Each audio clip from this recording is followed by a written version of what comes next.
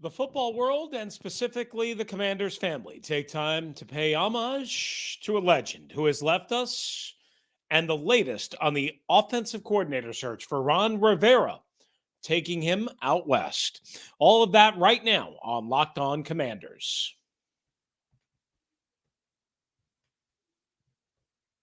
You are Locked On Commanders, your daily podcast on the Washington Commanders, part of the Locked On Podcast Network, your team every day.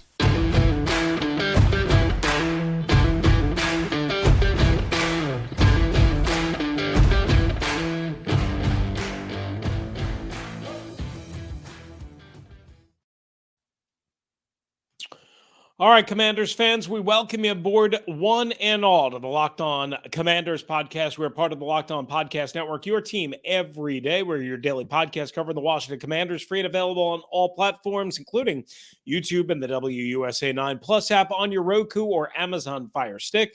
We thank you for making us your first listen and view of the day. David Harrison is in Mobile, Alabama at the Senior Bowl. Continuing coverage there on Locked On NFL Draft. And as well, we're populating the episodes on a nightly basis on the Locked On Commanders feed as well. You can also follow him on Twitter at dharrison82 and Sports Illustrated and SI.com's FanNation, part of Commander Country. I'm Chris Russell, one half of the Russell and Medhurst Show on the Team 980 and the Odyssey app. You can find me and Pete Medhurst there 9 to noon Eastern time, Monday through Friday, or anytime live or on demand on the Odyssey app, along with this show. Again, when we're not here or there, we're on Twitter. I'm at Russellmania621, David at dharrison82, the show at LO Commanders. Today's episode of Locked On Commanders is presented by Prize Picks. Prize Picks is daily fantasy made easy. Pick between 2 and 6 players. A little bit of a change. And if they score more or less than their Prize Picks projection, you can win up to 25 times your money on your entry. First-time users can receive a 100% instant deposit match up to $100 with the promo code Locked On.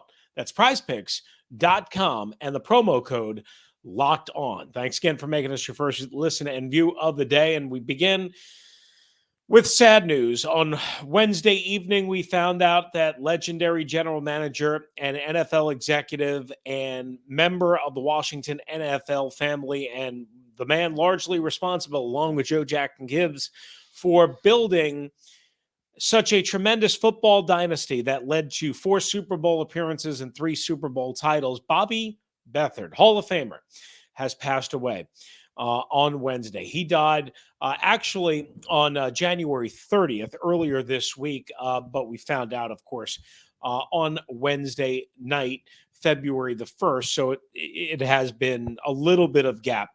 Either way, Bobby Beathard was 86 years old, and he died from complications of Alzheimer's disease, that according to his family and specifically his son, Casey Beathard, who told that to the Washington Post. Now, I'm going to tell you that I never met Bobby in person, never got a chance to talk to him. I just, unfortunately, our paths never crossed. The limited time that he was around, when I was around, I just didn't get to, say hello or talk to him or what have you. I think the last time he was at FedEx Field was back in 2016 when he was inducted into the team's Ring of Fame. And ultimately, I don't even think I was at that particular game. I was working in studio, but ultimately, while I can't speak firsthand knowledge of Bobby Beathard, I mean, I know everything that he did for this organization, and I know what he was about. And it wasn't just this organization. It was the San Diego, now Los Angeles Chargers. It was the Miami Dolphins. He's credited, again, with winning several titles here, and as well building really the foundation for, he's credited with 7 Super Bowl teams during his career. Now, the one area that I did get to have, I guess, some sort of direct relationship, contact, what have you, with Bobby Beathard was at the Pro Football Hall of Fame in Canton. I was there not for his ceremony, not for his induction, but right after that. And they had in the main atrium in Canton, they had the current year's Hall of Fame class, and there was Bobby Beathard, and they basically did it at that time. I don't know if they still do it. It's been several years since I've been to the Hall of Fame, even though I go up to Canton regularly to see my kids who live there, at about 10 minutes from the Hall of Fame.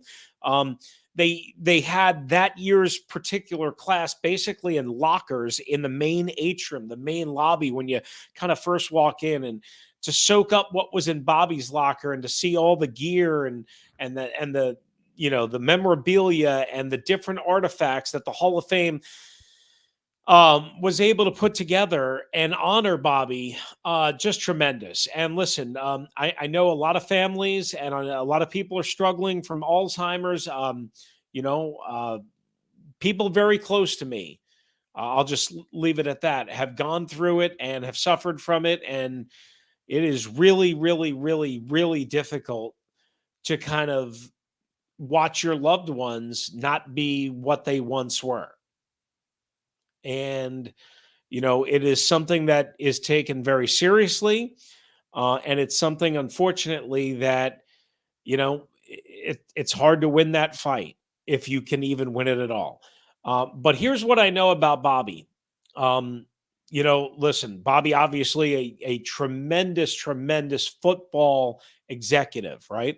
And, people who have written maybe not obituaries, but tributes to him talk about, how Bobby just refused to be kind of like the norm. He had bleach blonde hair. For those of you that don't remember, he didn't like to wear suits, wore shorts, and all that a lot. Very different than your typical executive. But that's because he really wasn't. I mean, he was an executive, but he was a scout. He was a personnel guy. He knew football. He knew how to build teams, like what he did with the Miami Dolphins in the mid 70s. I mean, he worked hand in hand with Don Shula to build that Miami Dolphins dynasty. And ironically, and I didn't remember this because I wasn't even born. In his first year with the Dolphins, they went undefeated in 72, as everybody knows. And who did they beat in the Super Bowl? I think right? The team that ultimately later on he would build up. So Beathard working hand in hand with Don Shula, who, is widely regarded, if not the best, the second best head coach of all time, building that dynasty in Miami, 63-21 record, a couple of Super Bowl championships during his 6 seasons in Miami. I mean, Don Shula talked later on after that tenure ended, about, how Bobby made some mistakes, but he made fewer mistakes than most, was the quote. And that courtesy of the Washington Post. I didn't have that. But Shula kind of reminding everybody, what kind of an eye for talent that Bobby Beathard had. Then he came here in 1978 and until 1988. I think he retired. I want to say it was early 1989, or resigned, I should say, not retired. But it might have been late 88. And of course, what he built here was first hiring Joe Gibbs, who was not well known at that point. And what they built, of course, 3 wins ultimately in the Super Bowl. But the last Super Bowl, Bobby wasn't the executive for. Okay. But he helped build that team. But they had 3 Super Bowl teams, 1 a loss and 2 wins. And we're going to talk about that second win for Bobby Beathard coming up. Okay. Again, he did not he was not here for the final Super Bowl team, but he helped build that team. He helped build that team. Make no mistake about it. And again, he shaped this franchise and built it into what it was. From the George Allen days to the Jack Pardee days. And again, dealing with Jack Kent Cooke, the former owner, and building this team into the dynasty that it became. And then after he brings in Gibbs, who at that point is the San Diego Chargers offensive coordinator, and they build this whole program up, and they win and they win and they win, and they become the toast of the NFL, right? And RFK is rocking. They sign, according to the Post, 26 free agents for the 83 Super Bowl championship team, right? And Bobby Beathard obviously has a heavy hand, and that's before total free agency. And all of the different amazing players that he brought in, from Art Monk and Darrell Green, again, ultimately both Hall of Famers, along with Bobby, and Mark May and Russ Grimm and Joe Jacoby, that they became the Hogs. And that's all under Beathard's leadership until he left after the 88 season. So that's what the exact timeline was.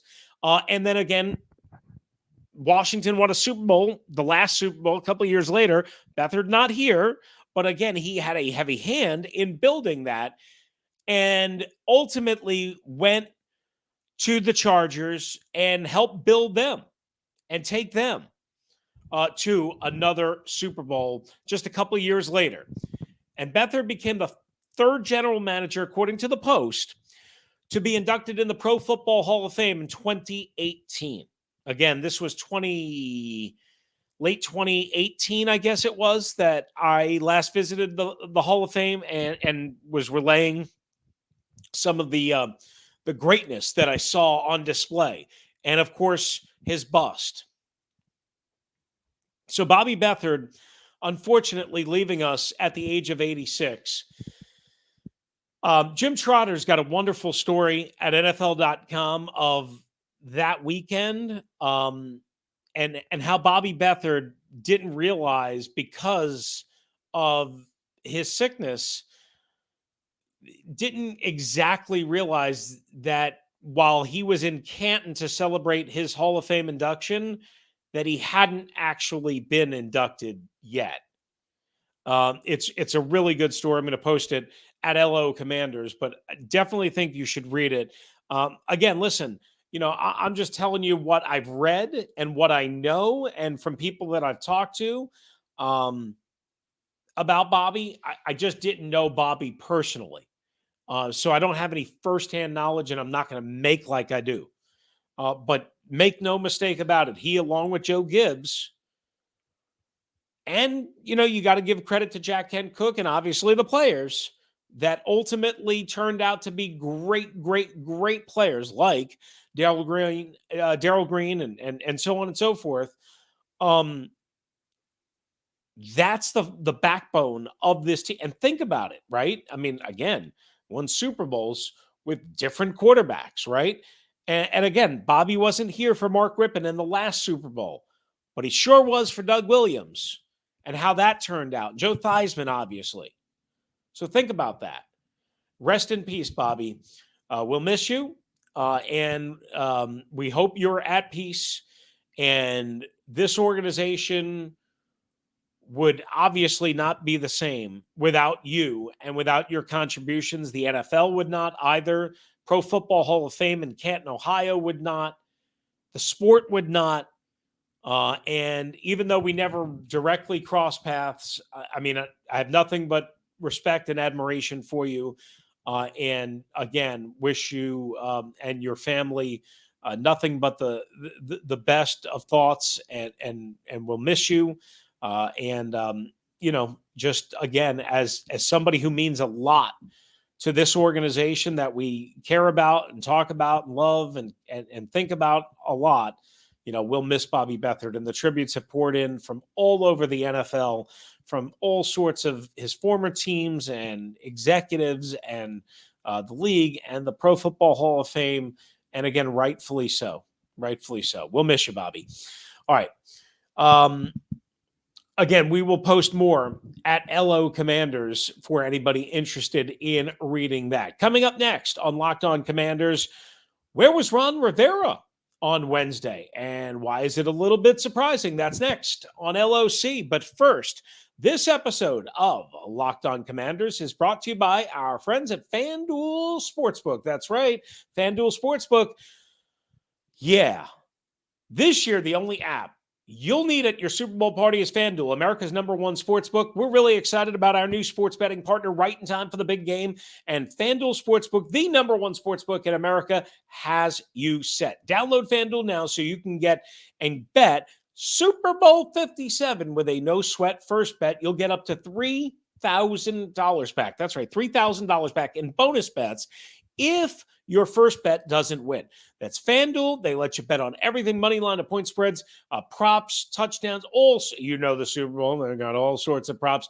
Get in on the action and start having fun and winning money too. FanDuel Sportsbook app is safe, secure, super easy to use. Of course, it's super easy. It's Super Bowl week and Super Bowl time, the final football game of the year. So join FanDuel today and FanDuel.com/locked-on to claim your no-sweat first bet on Super Bowl 57. That's right. That's FanDuel.com/locked-on. Make every moment more with FanDuel, official sportsbook partner of the NFL. All right, guys, we are back. We're running a little bit late because of our tribute to Bobby Beathard. Hope everybody understands. Just trying to navigate through that for the younger audience that wasn't as aware. And, maybe even some of you that have forgotten, even if you were around and lived those glory days of the franchise. It was a long time ago. 30 plus years ago is how we'll label it. And in some cases, right around 40 years ago. So, we, again, remember the life and the legacy of Bobby Beathard. Well, Ron Rivera, as you know, struck up a little bit of controversy. We've talked about it. We're not going to relitigate it.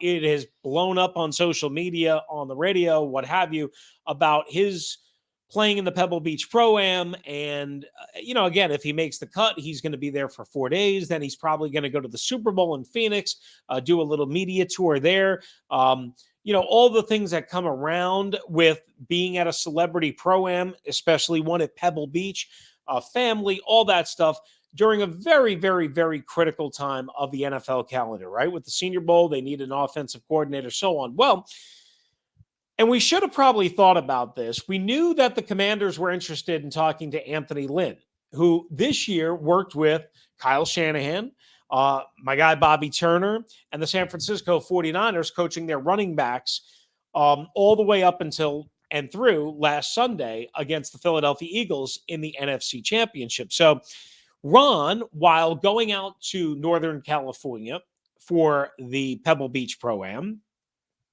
apparently decided, according to Ben Standig of The Athletic and Odyssey DC and the Standing Room podcast, Ron apparently drove from Pebble Beach down to San Francisco and met face-to-face with Anthony Lynn.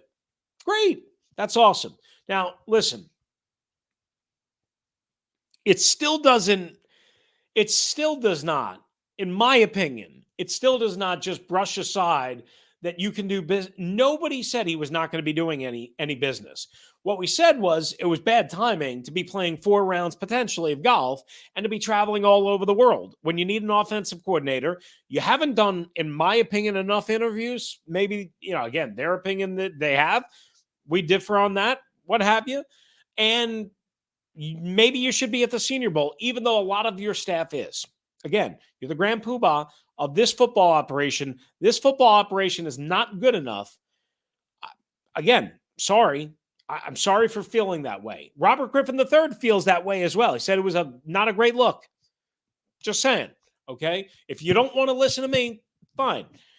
But Ron did meet face-to-face with Anthony Lynn, the former Los Angeles Chargers, or then partially the San Diego Chargers head coach, and as well, again, worked with San Francisco and Kyle and Bobby Turner this past year, was in Detroit for a year last year, was fired at the end of the year by Dan Campbell. He and Dan Campbell, for whatever reason, didn't mesh, didn't see eye to eye. I don't know what it was because Dan refused to talk about it.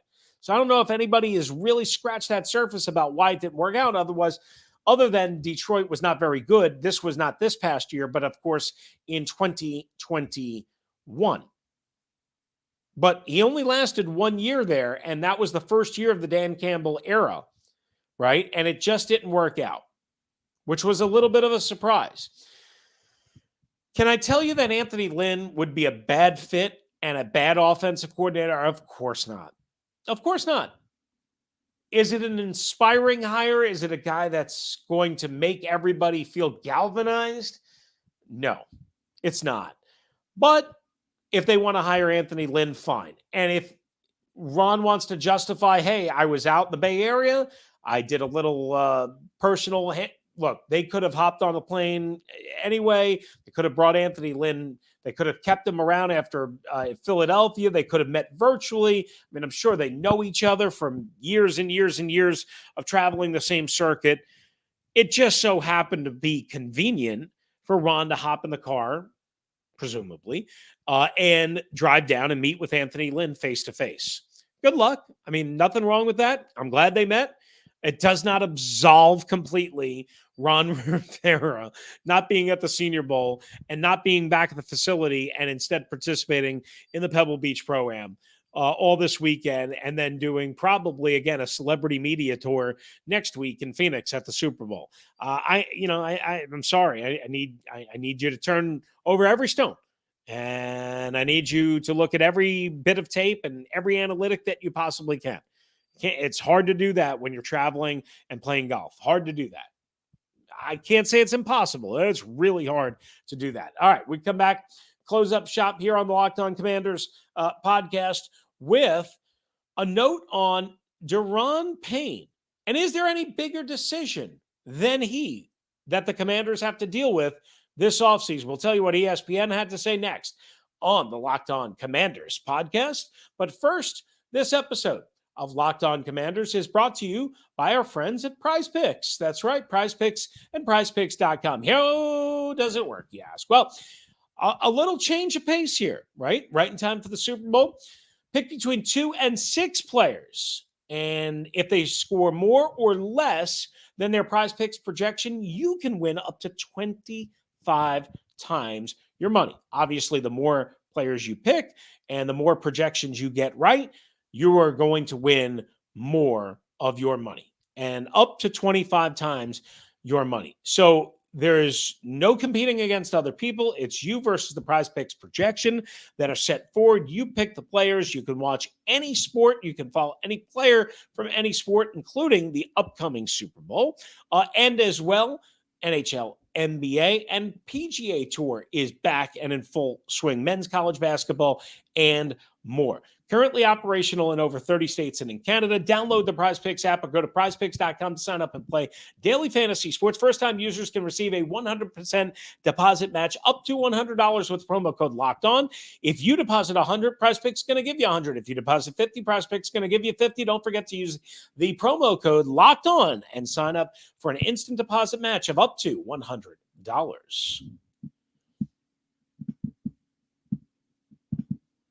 All right, we are wrapping up shop here on the Locked On Commanders podcast. Just a couple of minutes left. So ESPN did this NFL free agency, biggest re-signing decisions for all 32 teams. And surprise, John Keim of ESPN, my guy, picked Daron Payne. Obviously, that is very clear, okay? I think we all know that. I think they're going to go franchise tag ultimately. Could they surprise me and get a long-term deal done? Sure. I do not see any way where they do not tag him at the very minimum. Now, could they possibly try and trade him if a team knocks them off their feet? Sure. Absolutely.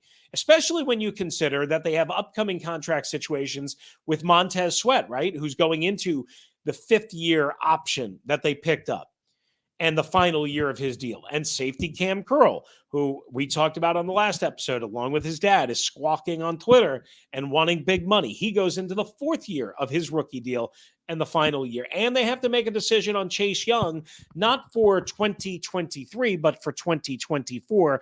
A lot of guaranteed money on the line as a 5th-year option for Chase Young, the former number 2 overall pick. So they have all of these other issues to deal with. Plus, they got to improve their offensive line. They got to figure out what they're going to do with quarterback, so on and so forth. But Daron Payne is, again, the easy one. Again, that's the big decision. They've got to deal with all these other decisions. They got to figure out who they're keeping on the defensive line. I got it. I think they'll find a way to at least keep the band together for one more year. After that, I think it's, basically all hands on deck. Who knows what's going to happen? Now, the only reasonable name that, you could probably throw out there would be Taylor Heineke. But come on. I mean, Taylor Heineke's not Daron Payne in terms of talent, impact, what have you.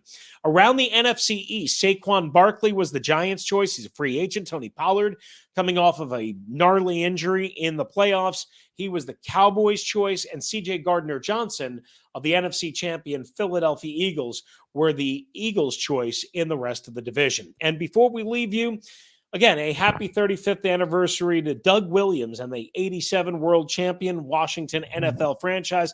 Doug, Timmy Smith, the rest of the boys pulled away from the Denver Broncos down 10-0 at in San Diego at Jack Murphy Stadium, or then Jack Murphy Stadium. He became the first black quarterback to start and, of course, win a Super Bowl.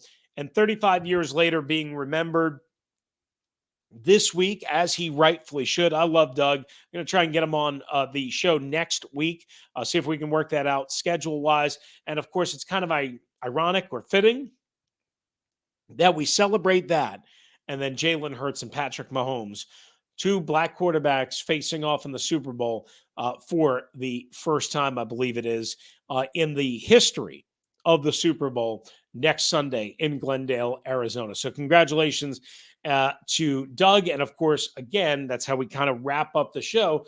Bobby Beathard was the executive on that team, along with Joe Gibbs, who helped build and shape that roster and pick Doug and cultivate Doug and get Doug and Timmy and all those guys to win another Super Bowl for the Washington NFL franchise. All right. Thanks again for making the Locked On Commanders podcast your first listen and view of the day. Now make your second listen and view the Locked On NFL podcast, bringing you the local insights you love to the national spotlight with daily conversations on the biggest NFL stories. It's Locked On NFL, available on YouTube and wherever you get your podcasts. Again, David is live at the Senior Bowl in Mobile, Alabama. We're populating the podcast there that they're doing for Locked On NFL Draft.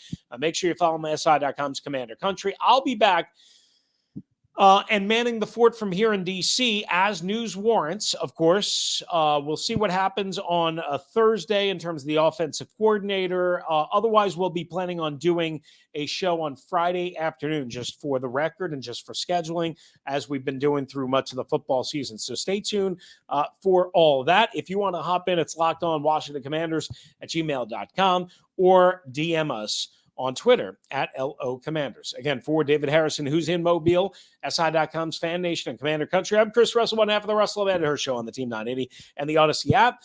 Please be kind to one another, be safe to one another. There's too many guns out there, too many maniacs out there. Please, please, please take care of each other. And thank you for joining us right here on the Locked On Commanders podcast. R.I.P. Bobby Beathard.